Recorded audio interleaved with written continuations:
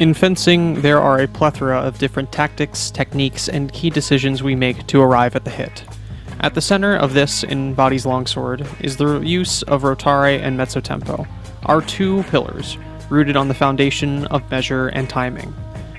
Today we'll be taking a step back from these components of the art to briefly look at another approach Vadi gives us to bring to the fight. This is Hipster Longsword Part 9, Boar's Tooth. Our last video on the breaking of the thrust gave us a technical approach to create openings for us to apply the principles of Vadi's Longsword. Much in the same vein of the former, we will look once more towards a foolproof plan given to us by the master with the Boar's Tooth sweep, its execution, and Vadi's tactical application of the guard. The chief technique from Boar's Tooth is a rising cut with the false edge to Posta Falcone, and should be done with the tip leading and natural extension of the arms. If the arms are shortened, the cut will be less protective and suboptimal for opening your opponent to your second action. Our footwork in alignment to our opponent's guard remains the same, focusing on simple steps and lunges to attack, defend, and provoke our opponent, with passing steps used when necessary after a cover is made with the sweep. By keeping our sword low, we deny our opponent a bind, while keeping the ever-present threat of our point ready and waiting. The guard also serves the dual purpose of inviting our opponent to attack our deeper targets that are seemingly open. When using outside Boar's Tooth, or as it's known, Cingiaro de fora, absolutely nothing changes in terms of our approach. The only small difference I have found is that making high covers into vera finestra are slightly easier, allowing for shedding parries and follow-ups much like Fiore's Peasant Strike. Now that we've tidied up the body mechanics a bit, we will focus now on the rising cut from Boar's Tooth. Called Striken, or the sweeps in RDL, the reverso rota is an intuitive way to open our opponent up to a simple and direct attack or more. The sweep is delivered with a false edge, and while its focus today will be on the beat it can perform, remember that it can be used to deliver cheeky hand cuts from below. The cut excels at defeating descending cuts against us. This, used in conjunction with threatening the point and deceptive footwork, can make it quite easy to force your opponent to defend themselves with a cut that you can easily swat away and retaliate against. A quick tip on dealing with KDF fencers. The technique known as the Scheitelhau or Sculler, a near vertical cut from high tog or on the shoulder, is meant to break guards like Boar's Tooth. The angle of the cut is incredibly difficult to cover against, but a common tell that the cut is coming is the fencer moving to the aforementioned guards. I commonly find myself defeating this technique by making aggressive advances until I see the cut being thrown, followed by a sudden retreat, and beating the sword away and responding with a cut in kind.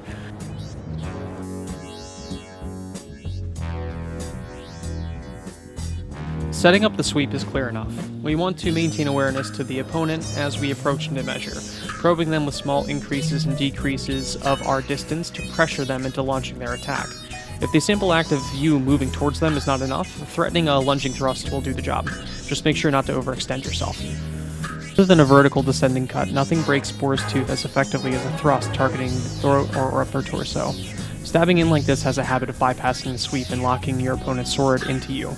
If you sense a thrust coming, transitioning to Posta Corona to clear the thrust mid-bind and following with a fendente or closing to the grapple might just do the trick.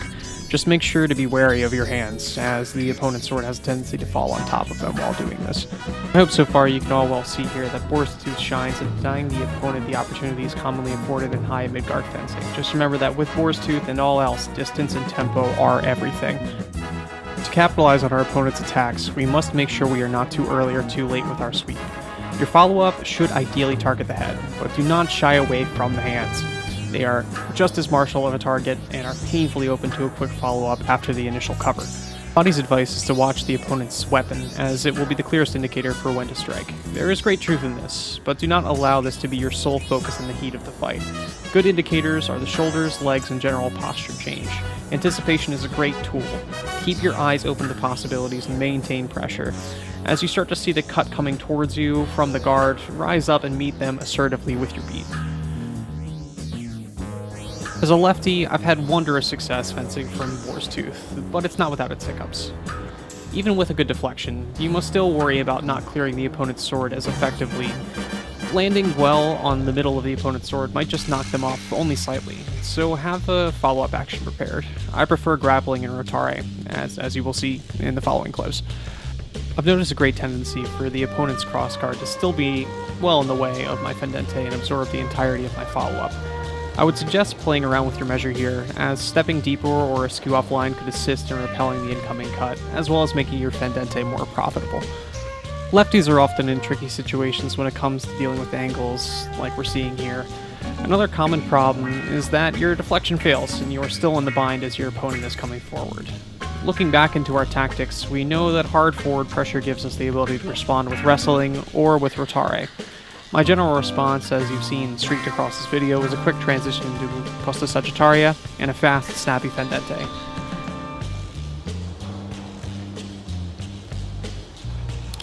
Oh, and righties who are having the same court can do this too.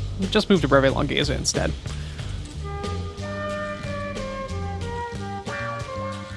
Vadi's canonical plays and tactics with Boar's Tooth merge the general usage of the guard and his central tactics into a beautiful synergy. The common threats of thrusts from Boar's Tooth morph into forcing our opponent to parry, at which point we can perform an efficient and brisk mezzo tempo. He tells us to threaten the face with thrusts, and as our opponent divides our point from its intended course, turn an immediate reverso, provoking another parry, and in that quick time when our opponent is forced to conduct his oh shit parry, land the mezzo tempo. This gives us a great insight into the expected timing and setup for the mezzo tempo, as well as reinforcing our usage of Boar's Tooth. This can be done just as well from outside Boar's Tooth, but I have found that if the opponent parries too high, that you are less likely to land the mezzo tempo. Be prepared for another follow-up, a grapple, or a retreat in the instance this happens. Lastly, we are given general advice defense very similar to the first example shown, threatening the thrust to provoke a response we can exploit. Many RDL fencers will recognize or at least be reminded of a similar piece of advice for using Sprechfenster, threatening a roto or a fendente and seeing how the opponent responds, and then soon after, taking to the next technique that seems most appropriate.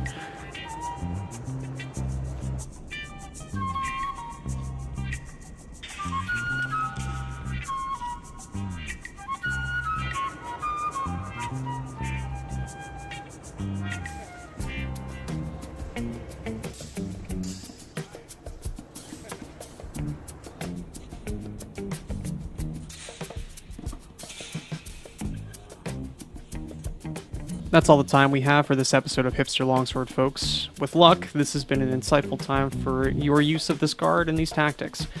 My next couple of videos are well on the way and should provide some fun. Remember to like and subscribe. Stay tuned for the next part in our saga.